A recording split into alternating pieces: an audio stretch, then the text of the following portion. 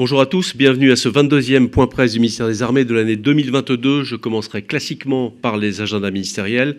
D'abord celui de M. Sébastien Lecornu, ministre des Armées, puis de Mme Patricia Mirlès, secrétaire d'État aux anciens combattants et à la mémoire, et enfin de Mme Sarah El Haïry, secrétaire d'État chargée de la jeunesse et du service national universel.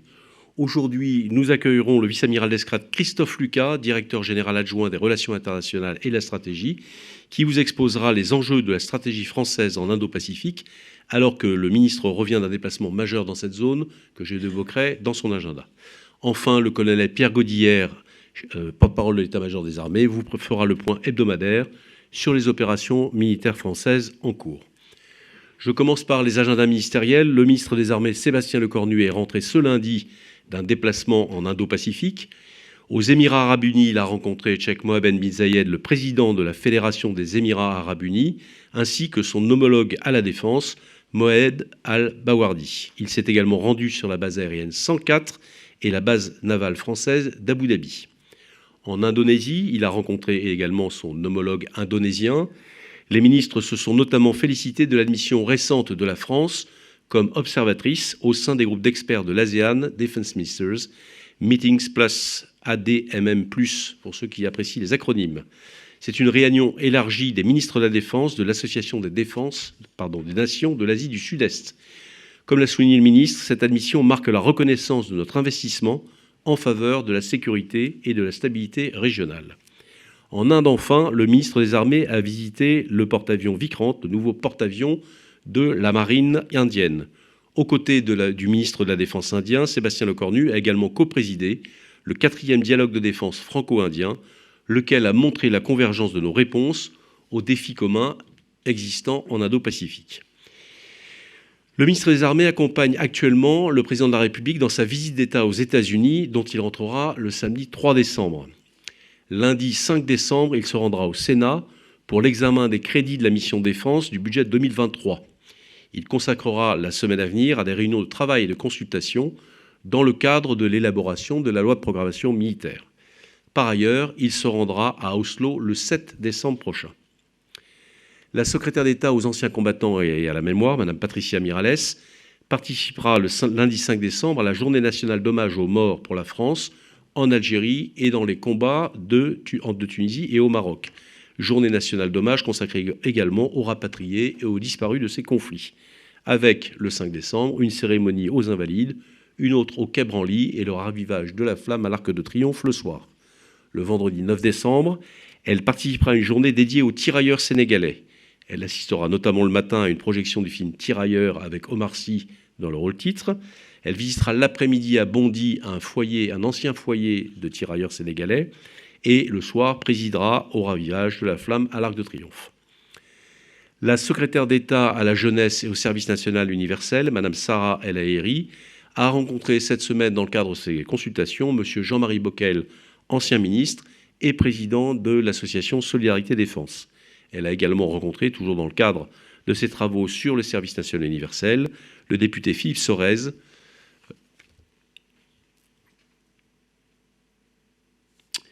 Voilà pour les agendas ministériels. Je passe au sujet d'actualité ministérielle, en commençant par les actualités capacitaires.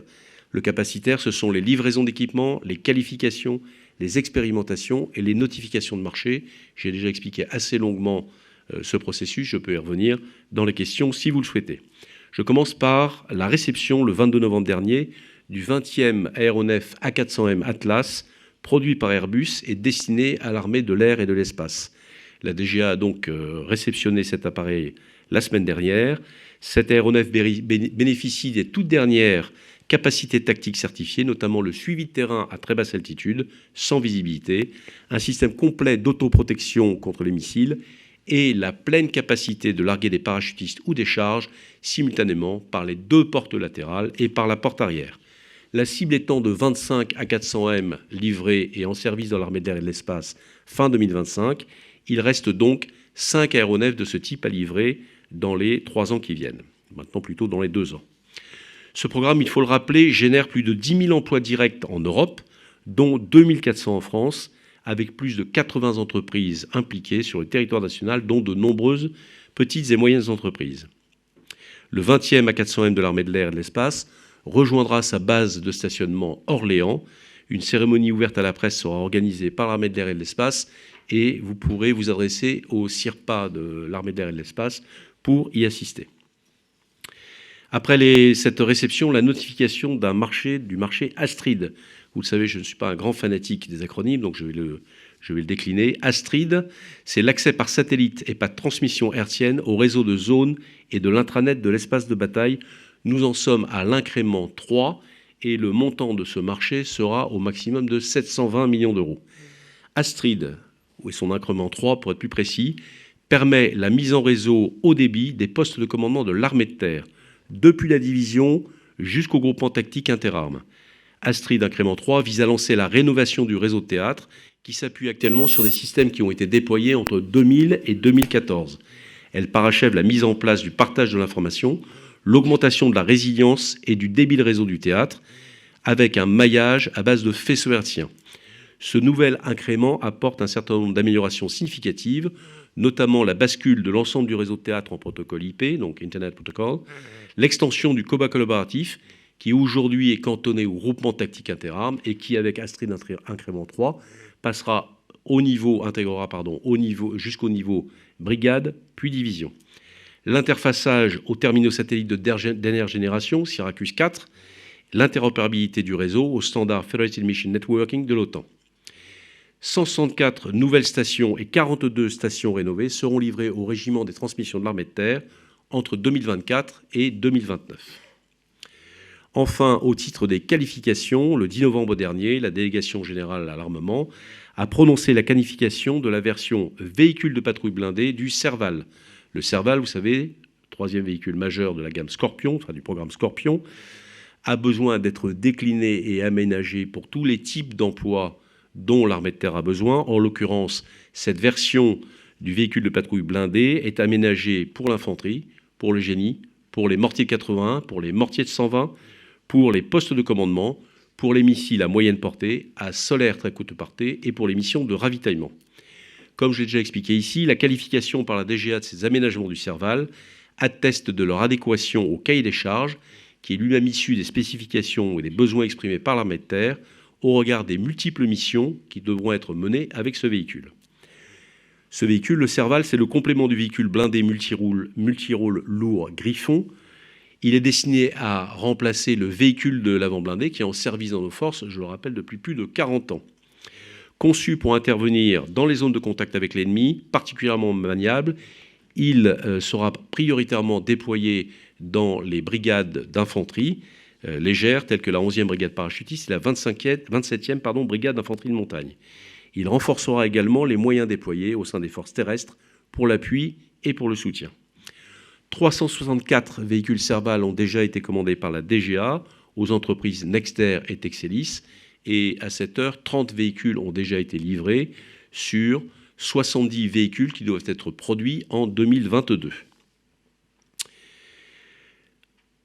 Au niveau capacitaire, mais cette fois-ci pour la brigade des sapeurs-pompiers de Paris, un nouveau drone autonome. Et j'en dis quelques mots. Chaque année, la brigade des sapeurs-pompiers de Paris effectue plus de 300 opérations de secours à personnes sur la Seine. Afin d'augmenter les chances de survie des victimes, elle expérimente actuellement l'intégration du drone sans pilote Skytech, produit par la société Azure Drone. La BSPP devient ainsi la première unité d'incendie et de secours du monde à déployer une solution autonome de ce type en zone urbaine. Alors, qu'est-ce que c'est que ce drone autonome et à quoi sert-il ? À réception d'un appel au secours, le drone se déploie automatiquement sur la zone de noyade. Il est le premier et le plus rapide à se porter sur les lieux et fournit aux secouristes, à l'aide de ses caméras de jour et de nuit, un retour vidéo intelligent via une détection automatique des victimes. Une fois positionné au-dessus de la personne à secourir, le drone procède à un largage de bouée de façon à ce qu'elle, si elle est en état de le faire, la victime puisse s'y agripper en attendant l'arrivée des secours physiques. Lorsque les secours proprement dits physiques sont arrivés, le drone continue à émettre des informations qui permettent de faciliter ces opérations.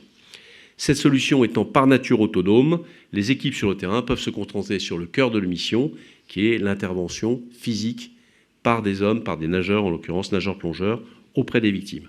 Nous tirerons un bilan de cette expérimentation lorsque le moment en sera venu.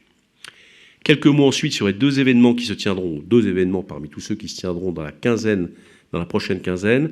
D'abord, une conférence de presse le 5 décembre à Cazaux, à l'occasion de laquelle seront présentés les 2 nouveaux astronautes militaires retenus par l'Agence spatiale européenne. Il s'agit, vous le savez déjà, de Sophie Adno, qui est devenue la première aviatrice française et la 2e femme astronaute, et d'Arnaud Prost, dont on a moins parlé, qui est polytechnicien, diplômé de super-héros, qui est également un militaire, ingénieur de l'armement, servant au sein de la délégation générale à l'armement, et qui lui a été sélectionné en tant que réserviste de la promotion 2022 des astronautes de l'Agence spatiale européenne. Et puis du point de vue littéraire, l'armée de terre, le chef d'état-major de l'armée de terre proclamera et remettra le prix Erwan Bergo, donc prix littéraire de l'armée de terre, aux lauréats, que je ne dévoilerai pas aujourd'hui, évidemment, le 13 décembre prochain, aux Invalides. Le prix Erwan Bergo, comme vous le savez, récompense depuis 1995 une œuvre grand public, écrite en langue française et célébrant un exemple d'engagement au service de la France ou de ses valeurs essentielles. Cette année, le jury a retenu 11 ouvrages dont la liste apparaît à l'écran, et le lauréat sera annoncé, comme je l'ai dit, le 13 décembre, lors d'une cérémonie à la Maison militaire, en présence du chef d'état-major de l'armée de terre, le général Schill. Une invitation presse vous sera adressée d'ici la fin de la semaine. Et avant de passer au focus thématique, et laissons la place aux questions, en salle tout d'abord. Monsieur Samara. Merci. Une question sur le drone des sapeurs-pompiers. C'est un drone naval, hein, on parle bien de ça. C'est un drone aérien. Aérien. C'est un drone aérien. D'accord. Voilà. Mais qui vient se positionner au-dessus de l'eau, d'où il peut ainsi envoyer des images et des vidéos de ce qui se passe au-dessus de l'eau et sur l'environnement, de façon à favoriser, à donner des informations utiles aux nageurs-plongeurs de la BSPP. Et qui, première chose qu'il fait lorsqu'il arrive sur zone, largue une bouée à proximité de la personne à secourir. Ok, merci.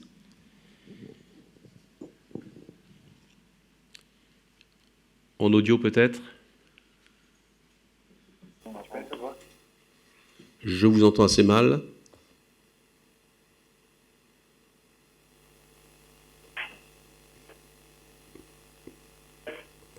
Bah écoute, pas grand-chose.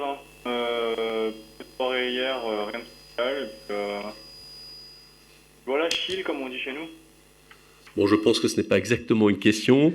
Donc nous allons passer au focus thématique du jour. La stratégie française en Indo-Pacifique.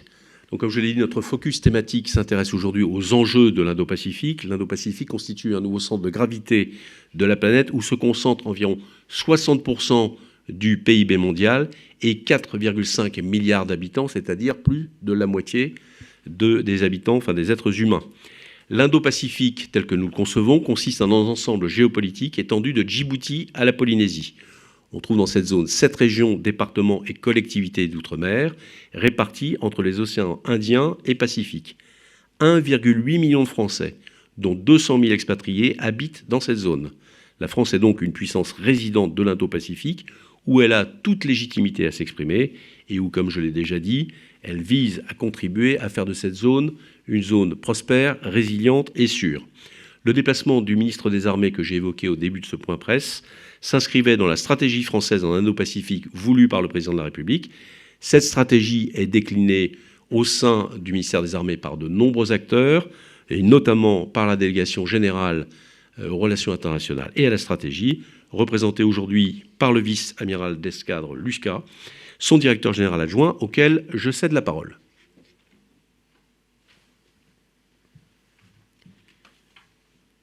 Bien, merci mon général, cher Yann.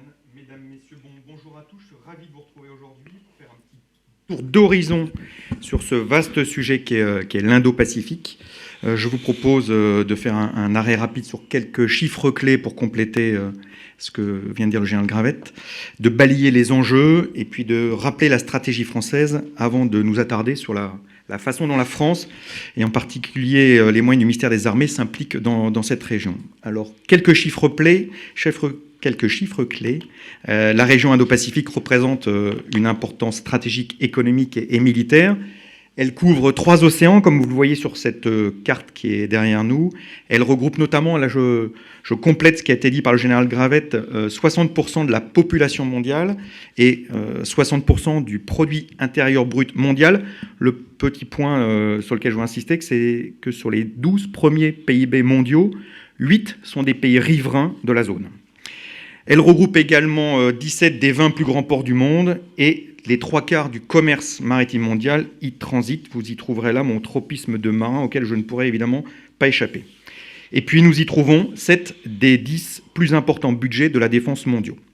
Alors cet espace est aujourd'hui le théâtre de nombreuses évolutions géostratégiques qui ont des conséquences directes sur les intérêts de la France et de ses partenaires. Je citerai rapidement un durcissement de l'environnement militaire, où la rivalité stratégique entre la Chine et les États-Unis structure les dynamiques sécuritaires dans cette région et oblige les États à composer avec de nouvelles menaces et influences. Je citerai également l'accélération des tensions et avec le développement des capacités balistiques et nucléaires de la Corée du Nord, malgré l'embargo. Et enfin, la multiplication et la diversification des menaces transnationales, comme la pêche INN, encore un acronyme, mon général, sur la pêche illégale non déclarée et non réglementée, mais également la multiplication des trafics en tout genre, les menaces climatiques ou environnementales. Alors, comme l'a rappelé le général Gravette, la France, nation souveraine de l'Indo-Pacifique, compte dans cette zone 1,8 million de concitoyens et 90% de sa zone économique exclusive, comme vous le savez tous, est la plus importante, la seconde la plus importante au monde. La protection du territoire français, de nos intérêts et de sa population est donc une priorité pour notre pays. Pour assurer cette mission et faire face aux enjeux que j'ai rapidement brossés, la France a développé une stratégie en Indo-Pacifique. Elle comporte 5 priorités, notamment dans le domaine de la défense et de la sécurité, donc, que je souhaiterais vous rappeler. Tout d'abord, la protection des intérêts français. Le deuxième point concerne la promotion des coopérations au profit de la sécurité de la région. Le troisième concerne la préservation de l'accès aux espaces communs. Le quatrième est celui qui concerne la promotion du multilatéralisme pour le maintien de la paix. Et enfin, le dernier concerne la lutte contre le changement climatique. Alors, cette stratégie qui refuse la logique de bloc est un outil d'intégration régionale incluant nos territoires ultramarins. Elle s'appuie, comme vous le savez, sur un dispositif permanent de forces prépositionnées avec 7000 militaires répartis sur les territoires d'outre-mer, mais également dans nos points d'appui à Djibouti et Abu Dhabi en particulier. Ces moyens se renforcent et se modernisent. On peut noter la livraison de 2 nouveaux patrouilleurs outre-mer à Nouméa et Tahiti pour 2023. Cette stratégie, fondée sur le multilatéralisme, promeut les partenariats. Elle s'exerce autant au profit de nos partenaires que du nôtre, dans le respect de la souveraineté de chacun. La France cherche à y associer ses partenaires européens. Les dynamiques stratégiques dans l'Indo-Pacifique ont en effet un impact direct sur la prospérité et la sécurité de l'Union européenne. Celle-ci a d'ailleurs rendu public, vous en souvenez, en septembre 2021, sa stratégie pour la coopération dans cette région. Son objectif est bien d'approfondir les partenariats avec les pays et les organisations régionaux et dans le respect de l'ordre international. La mise en œuvre de cette stratégie a d'ailleurs été une priorité de la présidence française du Conseil européen au premier semestre 2022. Alors maintenant, au-delà de nos forces prépositionnées, comment cette stratégie se concrétise dans l'Indo-Pacifique ? Alors vous avez eu l'occasion, et ils ont été rappelés régulièrement dans ces points presse, de voir que la France y déploie ses moyens stratégiques pour exercer la liberté de navigation aérienne et maritime conformément aux règles internationales. Je fais un petit rappel très rapide sur l'année 2021-22 et puis reparler de cette année 2023. Donc ce fut le cas effectivement en 2021, année qui a vu le déploiement d'un sous-marin nucléaire d'attaque jusqu'en mer de Chine, c'était le cas de la mission Marianne, ou les déploiements aériens Skyros et FARA, qui démontrant notre capacité à déployer des moyens stratégiques, sous faible préavis, à l'autre bout du monde, depuis la France métropolitaine et en autonomie. Cette année 2021 avait vu également et avait été marqué par la participation à des exercices multinationaux comme Varuna avec l'Inde, exercice La Pérouse, qui était un exercice multinational dirigé par la France, ou Arc 21, qui est un exercice amphibie multilatéral au Japon, dans le cadre du déploiement de la mission Jeanne d'Arc. En 2022, notre engagement reste élevé, avec l'exercice Marara en Polynésie, qui est un exercice d'assistance et de soutien aux populations après une catastrophe naturelle. L'acronyme est HADR en anglais. L'exercice Pitch Black, qui est un exercice multilatéral à dominante air qui avait lieu en Australie. Et puis le déploiement Air Pégase, avec des coopérations notamment en Indonésie et à Singapour.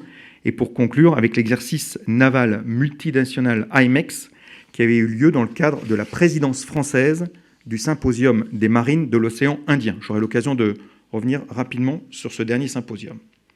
Ces déploiements se poursuivront en 2023 avec le déploiement du groupe aéronaval en océan Indien au premier semestre en fonction de la situation internationale, de la mission Jeanne d'Arc avec l'exercice Croix du Sud au large de la Nouvelle-Calédonie et également une participation à l'exercice Talisman Sabre en Australie. Comme je l'ai rappelé tout à l'heure, la stratégie Indo-Pacifique promeut le multilatéralisme. La France est donc engagée activement dans l'architecture régionale de sécurité dans les océans Indiens et dans l'océan Pacifique. Et dans ce cadre, comme il a été rappelé dans le cadre du déplacement du ministre en Indo-Pacifique, la France vient d'obtenir le statut d'observateur à l'ADMM+, donc cette réunion élargie aux ministres, et la réunion élargie des ministres de la Défense de l'ASEAN, donc de l'Association des Nations de l'Asie du Sud-Est. Je souhaitais insister sur ce point-là, puisque ce statut d'observateur permettra à la France de contribuer avec ses partenaires au groupe d'experts mis en place par l'ASEAN sur les enjeux majeurs pour la zone, comme la sécurité maritime. Dès 2013, la France avait manifesté son intérêt pour ce forum. Cette décision est donc une étape importante dans notre démarche de rapprochement des enceintes multilatérales régionales. Elle souligne notre engagement en faveur de la sécurité régionale et assure une meilleure visibilité auprès de nos partenaires en Asie du Sud-Est.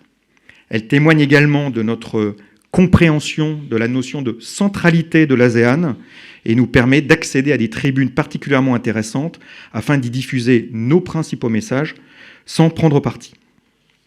Dans le cadre multilatéral, la France est également membre, notre acronyme du SPDMM, le South Pacific Defense Minister Meeting. C'est une enceinte de sécurité régionale qui réunit chaque année les ministres de la Défense ou leurs représentants des 7 États membres, qui comprend l'Australie, le Chili, Fidji, la Nouvelle-Zélande, la Papouasie-Nouvelle-Guinée, les îles Tonga et la France, autour d'enjeux sécuritaires dans le Pacifique Sud, comme la sûreté maritime, le changement climatique ou la capacité des États insulaires du Pacifique à assurer leur sécurité. L'édition 2022 s'est déroulée au Tonga les 18 et 19 octobre dernier. Souhaitant s'impliquer encore plus dans la région dont elle est riveraine, la France s'est vue confier l'organisation de l'édition 2023 qui devrait avoir lieu à Nouméa, en Nouvelle-Calédonie, l'année prochaine. Et comme je vous en parlais tout à l'heure, la France assure également cette année la présidence, en fait c'est le chairmanship en anglais, de l'Indian Ocean Naval Symposium, donc le symposium des nations, des marines de l'océan Indien. Elle est également membre du Western Pacific Navy Symposium, donc là qui concerne les marines de l'ouest du Pacifique, qui est présidé actuellement par le Japon. Ces deux organisations, par l'intermédiaire de la France et du Japon, ont pu renforcer leurs liens. Grâce à ces enceintes, entre autres, et en coordination avec ses partenaires, la France répond aux catastrophes naturelles affectant la région, exacerbées par le changement climatique.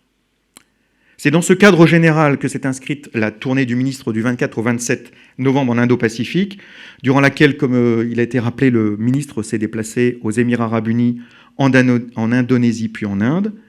Elle a permis de confirmer, s'il en était besoin, l'importance de cette région pour la stabilité et la prospérité de la France et de l'Europe, au moment où celle-ci est particulièrement préoccupée par la guerre qui se déroule en Ukraine. Or, ce qui se passe en Ukraine ne concerne pas que l'Europe, comme ce qui se passe en Indo-Pacifique a des conséquences en Europe. La revue nationale stratégique, conduite au cours de l'été, a rappelé d'ailleurs la manière dont les crises régionales et les défis globaux peuvent interagir et se renforcer mutuellement. Par cette visite, la France, puissance d'équilibre, a affirmé son rôle de pourvoyeur de souveraineté et d'appui aux États de la région à contribuer à la stabilité et à la sécurité collective. C'est un effort inclusif pour conforter l'architecture multilatérale de sécurité par ses principaux acteurs qui n'alimentent ni une logique de bloc ni une logique d'escalade. Et c'est donc dans cet esprit que le ministre s'est entretenu avec ses homologues et hôtes aux Émirats arabes unis, en Inde et en Indonésie. Je vous remercie.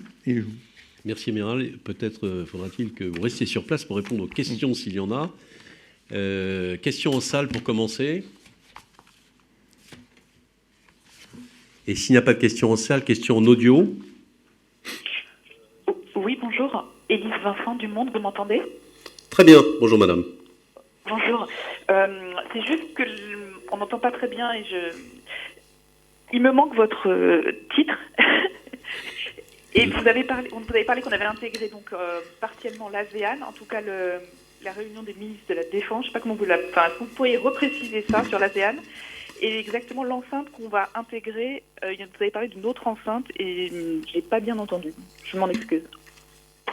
Alors, le vice-amiral d'escadre Christophe Lucas est directeur général adjoint des relations internationales et de la stratégie du ministère des Armées.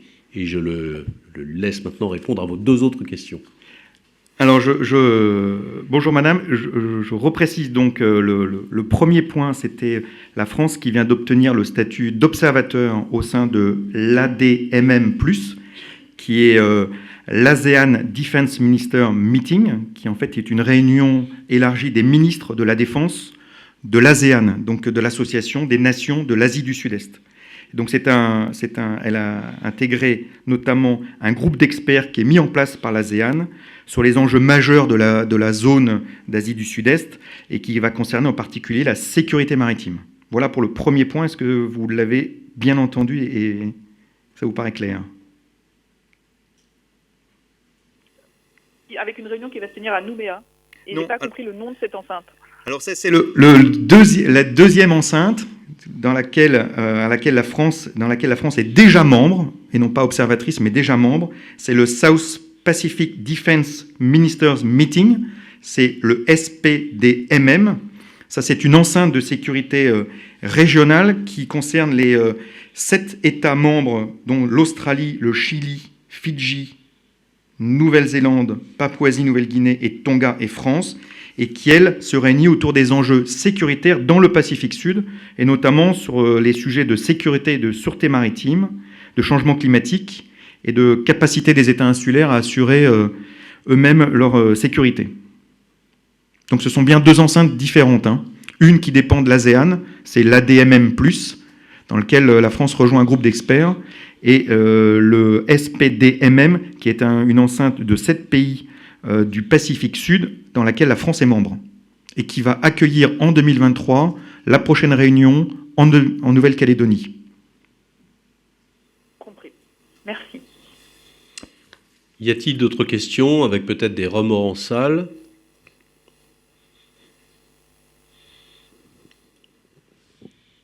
Merci. Juste deux petites questions. C'est les conséquences d'AUKUS. Vous n'en avez pas parlé pour la France en Indo-Pacifique. Et est-ce que des effets de cette alliance sont déjà visibles dans la région? Merci. Alors,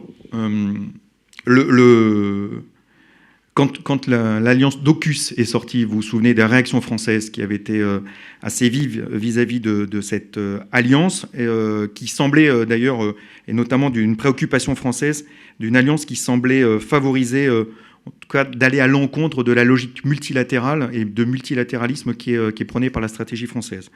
Là, je pense vous avoir bien brossé la vision française dans la région. AUKUS aujourd'hui n'a pas remis en cause l'engagement de la France dans la région. Je pense qu'en brossant ce que nous avons fait en 2022 et ce qui sera fait en 2023, les choses sont assez claires. Ça ne remettait pas en cause non plus fondamentalement l'excellence industrielle française qui pouvait être pointée du doigt à cette occasion-là, puisqu'elle continue, cette excellence n'est pas remise en cause. Et vous connaissez l'industrie française, nous avons parlé dans les différentes livraisons, cette industrie française qui fournit des équipements combat proven et de très haute qualité. Maintenant, depuis AUKUS, qui a un peu plus d'1 an, un certain nombre de choses se sont déroulées, et notamment dans les relations que nous avons avec l'Australie, à la suite de la rencontre entre puisque un changement de gouvernement a eu lieu, le Premier ministre albanais et le président se sont rencontrés, le ministre Sébastien Lecornu et son homologue Richard Marx également 2 fois, en marge du Shangri-La et surtout en septembre, au moment de sa visite notamment à Brest. Donc nous avons retravaillé avec nos amis australiens une conception de feuille de route qui doit permettre de pouvoir relancer cette dynamique entre la France et l'Australie dans différents domaines. Et c'est cette démarche dans laquelle nous sommes engagés, le but étant évidemment d'avoir une coopération plus élevée encore avec les Australiens, avec cet épisode de AUKUS qui maintenant est, je dois dire, qui date d'un peu plus d'1 an et qui depuis a été... une relation notamment franco-australienne qui a été relancée au travers de ces différentes visites et dans une logique de confiance mutuelle. D'autres questions encore? Est-ce qu'on pourrait avoir un peu plus votre appréciation en profondeur de la montée des tensions liées à la situation de la Corée du Nord? Comment la France regarde ça? Là, on est dans un domaine qui concerne plus la prolifération et les actions qui sont menées, mais qui sont menées dans un cadre multinational, puisque cette lutte contre la prolifération donne lieu à des déclarations très régulières au sein des Nations Unies, un certain nombre de résolutions, de déclarations à laquelle la France prend une part active. Si vous avez pu les lire les déclarations de notre ambassadeur auprès des Nations Unies. La France est également engagée dans une mission de contrôle de l'embargo, c'est la mission ECC.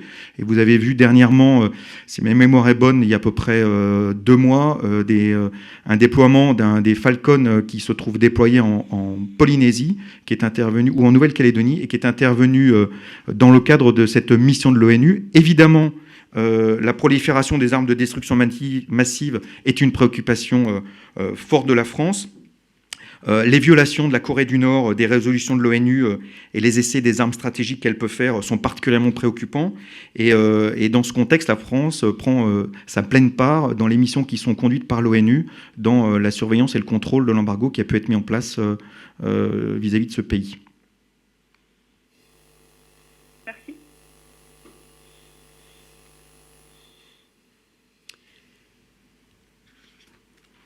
S'il n'y a plus de questions, merci beaucoup Amiral pour cet exposé à la fois complet et très intéressant. J'avais effectivement omis un des 3 océans, et non pas 2, dans la zone Indo-Pacifique.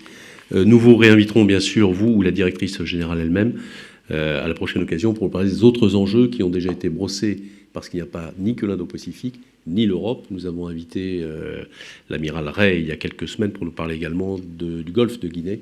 Et donc ce sont des sujets qu'il faut effectivement tous avoir bien dans l'esprit. Merci beaucoup. Merci à vous tous. La parole est maintenant classiquement au colonel Godillère pour le point sur les opérations. Bonjour. On commence avec les opérations de la semaine par le renforcement du flanc Est de l'Alliance, où les armées françaises, alliées fiables, crédibles et solidaires, demeurent pleinement engagées en contribuant activement aux missions de réassurance de l'OTAN avec des moyens adaptés, progressifs et réactifs, dans une démarche ferme mais non escalatoire. Alors tout d'abord en Estonie, avec du 25 au 27 novembre, sur le camp militaire de Tapa, les soldats français du sous-groupement tactique interarmes Lynx, qui ont participé à l'exercice Vert Warrior, confirmant leur pleine intégration au sein de l'IFP-BG, Enhanced Forward Presence Battle Group, le bataillon de présence avancée en Estonie. Donc dans ce cadre, les chasseurs alpins et leurs véhicules à haute mobilité, donc chenillés, que je vous avais montré il y a 2 semaines lors de leur arrivée, ont conduit une mission de reconnaissance offensive appuyée par des blindés des moyens mécanisés, à la fois britanniques et danois. Toute cette manœuvre a été coordonnée depuis un poste de commandement tactique interallié et cet exercice a permis d'éprouver ce qu'on appelle le C2, donc le Command and Control, la structure de commandement à l'échelon tactique et les procédures de coordination avec les nations alliées, confirmant ainsi le haut niveau d'interopérabilité de ce bataillon en Estonie. En Lituanie, à l'instant où je vous parle, un transfert d'autorité a été effectué pour donner aux 4 Rafales qui sont déployés depuis la semaine dernière, eh bien, la prise d'alerte des missions de police du ciel, donc de surveillance et de défense aérienne des cieux baltes, dans le cadre de la mission Enhanced Air Policing de l'OTAN. Et on va envoyer un petit film pour illustrer tout ça.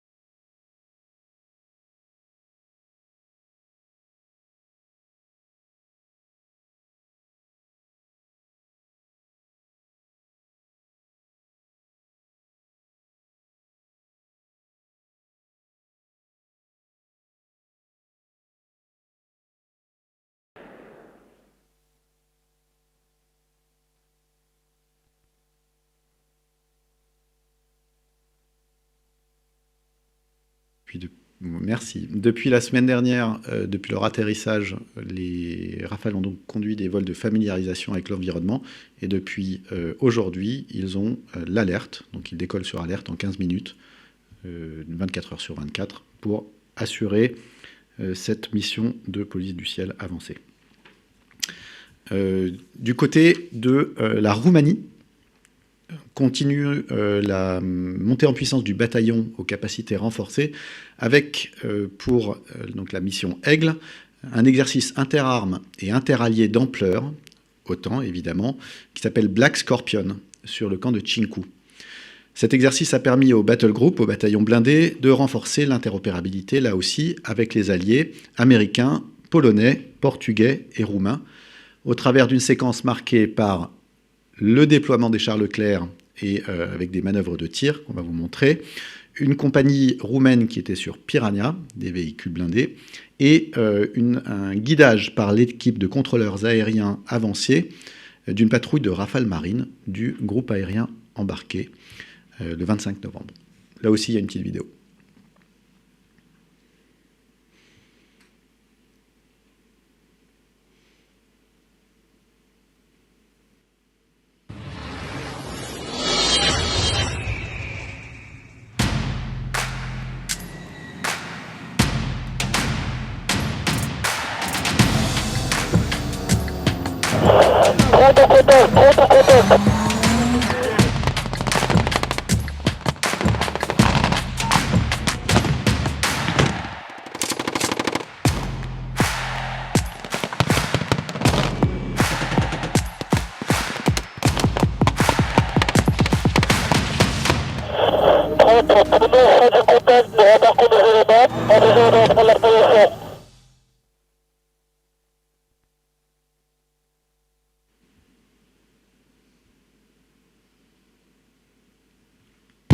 Toujours sur le flanc Est, un large spectre de missions aériennes au profit de l'OTAN dans le cadre de Air Shielding, où des aéronefs de l'armée de l'air et de l'espace et ceux du groupe aéronaval précédemment cité continuent d'assurer leur mission de surveillance et de défense aérienne sur le flanc Est de l'Europe. Ces opérations sont placées sous le contrôle opérationnel de l'OTAN et s'effectuent bien évidemment en coopération avec nos alliés présents dans le ciel européen. Donc il y a des missions de surveillance et de défense aérienne et également des exercices interalliés de niveau avancé montrant cette interopérabilité de la France avec ses différents partenaires et entre ses partenaires. Dans ce cadre, du 24 au 30 novembre ont été menées une mission de détection et de contrôle en Roumanie par un E-3F, donc un AWACS français de l'armée de l'air et de l'espace, 2 missions de détection en Roumanie et Bulgarie par un E-2C Okai de la Marine nationale, pareil, de la détection, et une mission interalliée en Roumanie, j'en ai parlé, d'appui-feu par des rafales marines qui avaient décollé du porte-avions. En mer Baltique, renforcement de l'interopérabilité, là aussi, couplé à des missions de sécurisation maritime, avec la frégate de défense aérienne Chevalier Paul, qui est intégrée au SNMG-1, Standing NATO Maritime Group 1, et le chasseur de mines tripartite CMT Croix du Sud, qui est lui intégré au même SNMG, et qui prennent part à l'exercice multinational Freezing Winds. Je corrige ce que je viens de dire, le Croix du Sud. Là aussi, il y a un bel acronyme, SNMCMG1, avec CM qui veut dire Countermeasures, contre-mesures. Organisé par la marine finlandaise du 22 novembre au 2 décembre, cet exercice, donc Freezing Winds, vise à promouvoir la sécurité en mer Baltique et à renforcer, là aussi, l'interopérabilité entre partenaires européens. Dans ce cadre, plusieurs manœuvres conjointes ont été conduites, des embarquements croisés, le 23 novembre entre le Chevalier Paul, la frégate danoise Esbjernsnar et le ravitailleur norvégien Maud, et le CMT Croix du Sud qui a réalisé des actions conjointes de neutralisation d'engins explosifs avec les marines composant le groupe, donc l'Allemagne, Finlande et Pays-Bas. En Méditerranée orientale, déployé depuis le 20 novembre sur la base aérienne de Chania en Crète, l'Atlantique 2 de la flottille 21F conduit des patrouilles régulières en Méditerranée centrale et en mer Noire pour contribuer au renforcement de la posture dissuasive et défensive de l'OTAN sur le flanc est de l'Europe. La TL2, la dernière semaine, a conduit avec son équipage 6 missions opérationnelles. En Méditerranée centrale, la mission qui focalise l'attention depuis la semaine dernière est la mission Antares, donc qui représente le déploiement du groupe aéronaval dans le renforcement de la posture défensive et dissuasive de l'OTAN, là aussi à partir de la Méditerranée. La force aéromaritime internationale constituée autour du porte-avions agit ainsi en soutien de l'OTAN au profit de la stabilité et de la sécurité de l'ensemble du bassin méditerranéen. Il a effectué plusieurs interactions dans le domaine aérien et de lutte anti-sous-marine avec les forces chypriotes et grecques afin de toujours renforcer son interopérabilité avec nos partenaires et alliés. Le 26 novembre, le groupe aéronaval a conduit une projection de forces spéciales sur un navire en Méditerranée centrale. Vous avez pu voir la vidéo sur les réseaux. Les forces spéciales ont été parachutées depuis un avion de patrouille maritime Atlantique 2, basé à la sud. Et ces commandos marines ont apponté avec leur parachute donc, sur le porte-avions, avant d'être projetés par un hélicoptère Caïman Marine de la Force. Cet exercice se jouait avec une frégate grecque qui jouait donc le rôle de plastron. En Afrique, au Sahel, un bilan des opérations aériennes du mois de novembre, du 1er au 30 novembre inclus les aéronefs français déployés au Sahel, ont réalisé 365 sorties, dont 88 sorties chasse, 105 sorties ISR, donc renseignement, surveillance et reconnaissance, et 172 sorties de transport tactique ou de ravitaillement. En Côte d'Ivoire, poursuite des entraînements conjoints avec là aussi une focalisation sur un exercice qui s'appelle Touraco et qui était l'entraînement aux opérations aéroportées. Le détachement aérien 168, les équipages d'A400M de la 61e escadre de transport et du C130J du groupement tactique opérationnel ont réalisé des vols tactiques. Ils ont ainsi permis aux parachutistes ivoiriens du 1er bataillon de commandos parachutistes et des parachutistes français du 2e régiment étranger de parachutistes de réaliser 5 sauts de jour comme de nuit sur les secteurs d'Assigné, de Yamoussoukro et de Bouaké. Quant aux militaires ivoiriens du 1er bataillon d'infanterie et les militaires français du 43 bataillon d'infanterie de marine, ils ont pour leur part conduit des exercices de saisie de plateformes aéroportuaires lors des séquences de posée d'assaut sur des terrains sommaires comme à Gagnoa, Grand Bérébi ou là encore Bouaké. Et donc cet exercice complètement conjoint illustre bien le partenaire d'égal à égal que nous avons avec les forces Côte d'Ivoire.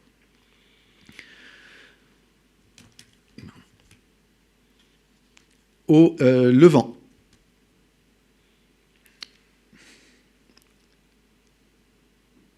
Du 1er au 30 novembre aussi, donc un bilan mensuel des missions aériennes réalisées dans le cadre de l'opération Chamal, c'est 77 sorties aériennes qui se réalisent assez traditionnellement sur tout le spectre des missions aériennes, de la défense, surveillance de l'espace aérien, de la prise d'alerte d'appui-feu, Close Air Support, et des missions de reconnaissance menées au Moyen-Orient au profit de la coalition. Parallèlement, le 29 novembre, 2 Rafales de la base aérienne projetée ont réalisé une mission de Partner Nation Integration avec un contrôleur irakien au sol.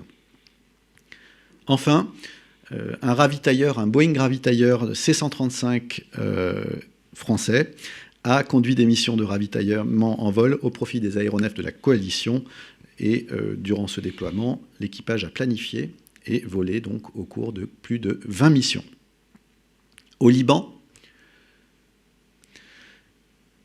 les militaires français ont réalisé cette semaine plusieurs actions au profit de la population civile. J'en retiens 2, des ateliers d'apprentissage de la langue française et une inauguration d'une installation de panneaux solaires à Safad el-Batik, permettant à la population un accès plus facile à l'eau potable.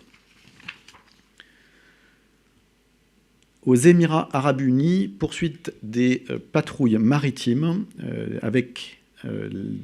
par la frégate de type Lafayette Aconic, qui poursuit sa patrouille au profit de l'opération Agénor, donc le pilier de l'initiative multinationale européenne European-led Maritime Awareness in the Strait of Hormuz, EMASO.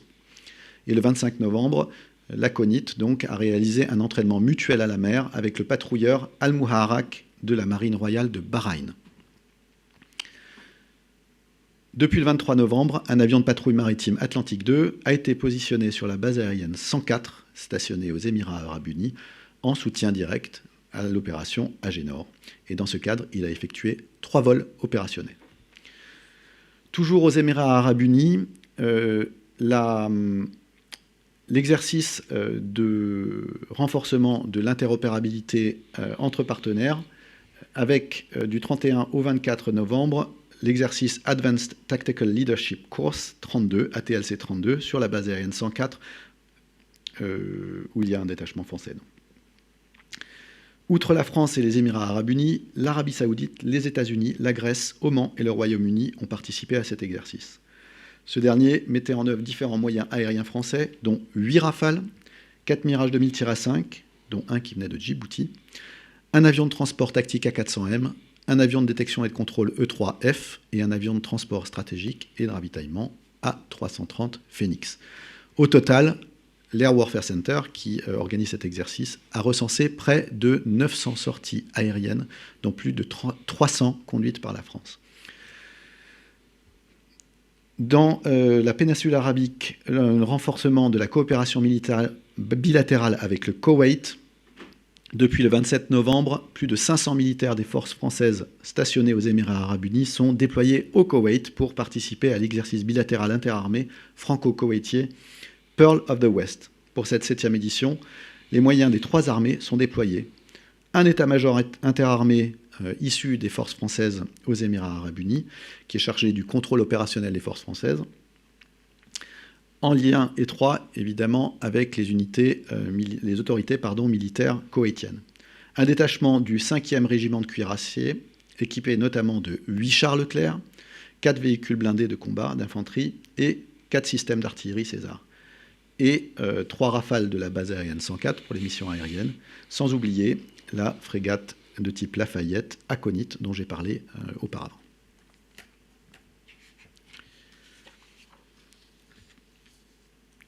en Asie-Pacifique, que nous évoquions avec l'amiral tout à l'heure. Renforcement de la coopération maritime, d'abord avec la frégate de surveillance Prairial, qui poursuit sa patrouille dans le cadre de sa patrouille dans le sud-est du Pacifique pour rejoindre le Chili. Elle a réalisé le 24 novembre un exercice d'opportunité, qu'on appelle PASEX, avec le patrouilleur Comandante Policarpo Toro de la marine chilienne, au large de Valparaiso. Ces deux bâtiments ont ainsi effectué plusieurs types d'interactions, rencontres coordonnées en mer, échanges d'informations tactiques et des manœuvres conjointes, avant de se saluer et de reprendre chacun le cours de leurs missions respectives. En Amérique du Sud, en Guyane, poursuite de l'opération Mocaran dans le cadre de la lutte contre la pêche illégale. Du 8 au 25 novembre, 4 bâtiments des forces armées en Guyane, renforcés par un détachement de fusiliers marins commando et du patrouilleur anti-Guyane, la combattante. Donc ce patrouilleur venait des Antilles. On menait l'opération de police des pêches Mocaran. L'engagement du patrouilleur anti-Guyane La Confiance, de la vedette côtière de surveillance maritime Organabo, de l'équipage de la VCSM, vedette côtière de surveillance maritime Maouri, et de l'embarcation relève-filet Kawan, a permis de contrôler plus d'une vingtaine d'embarcations brésiliennes, surinamaises et sans pavillon à l'est et à l'ouest de la zone maritime guyanaise. Et au bilan, c'est plus de 30 tonnes de poissons, 181 kilos de vessie natatoire et 21 km de filets qui ont été saisis ou détruits. Je suis prêt à répondre à vos questions.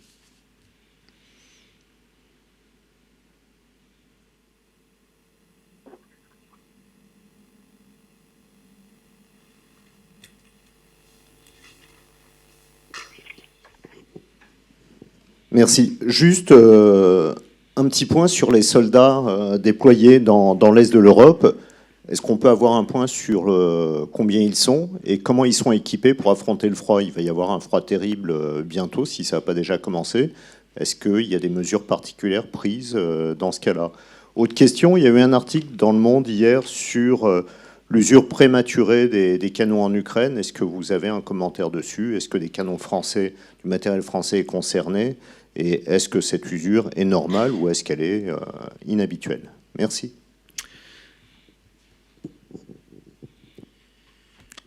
Alors, pour répondre aux effectifs qui sont déployés sur le flanc est de l'Europe, je vais commencer par la Lituanie, où à peu près une centaine d'aviateurs ont été déployés. Ensuite, en Estonie, c'est environ 300 personnes, 300 soldats, et environ un peu plus de 700 en Roumanie, depuis l'arrivée notamment du bataillon blindé il y a un mois. Je n'oublie pas non plus le détachement Mamba que j'inclus, donc de défense solaire, que j'inclus dans ces 750. Et là, sur ces 3 théâtres, on peut considérer que ce sont des chiffres qui sont à peu près stabilisés parce que les relèves sont terminées. Voilà, et donc il faut attendre l'année prochaine avant de se replonger dans des chiffres actualisés. En ce qui concerne l'usure du matériel qui est cédé aux Ukrainiens, je n'ai pas de commentaire à faire parce que c'est leur cadence de tir à eux et donc on ne le suit pas forcément. C'est un matériel qui est maintenant qui appartient aux Ukrainiens. Et sur l'équipement, oui, les soldats qu'on envoie dans des conditions hivernales partent avec un équipement spécifique pour des conditions hivernales. Alors, je vais pouvoir laisser le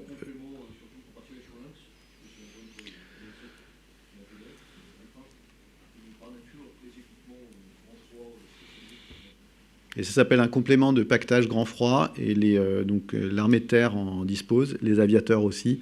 On a déjà été déployés dans des exercices en Norvège ou en Finlande, et ils ont des effets qui leur permettent d'affronter ces conditions hivernales. Et le CIRPA Marine est en train de me dire que sur les bateaux ou en déploiement, c'est pareil. Donc il y a des effets qui sont faits pour affronter ces températures.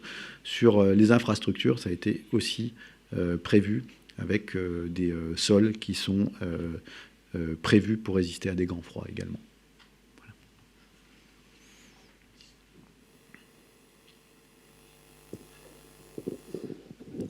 Bonjour. Avez-vous une réaction à la mort du chef de Daesh hier? Est-ce que pour vous, ce décès est de nature à minimiser la menace que Daesh pose sur l'Irak et la Syrie, puisque vous avez parlé aussi de vos missions pour aider la coalition contre Daesh? Merci. Alors effectivement, nos missions qui se déroulent notamment à partir de la base aérienne projetée au Levant sont intégrées dans la coalition qui lutte, donc OIR, Inherent Resolve, Operation Inherent Resolve, et dont le but est de lutter contre le terrorisme et donc la progression de Daesh au Levant.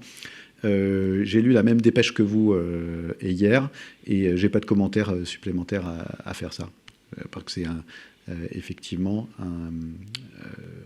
le leadership probablement de Daesh qui a été atteint.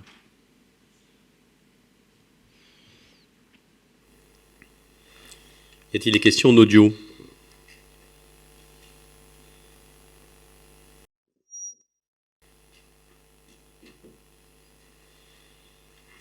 Pas de questions en audio.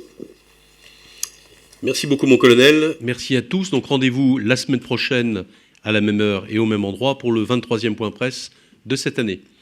Bonne fin de journée.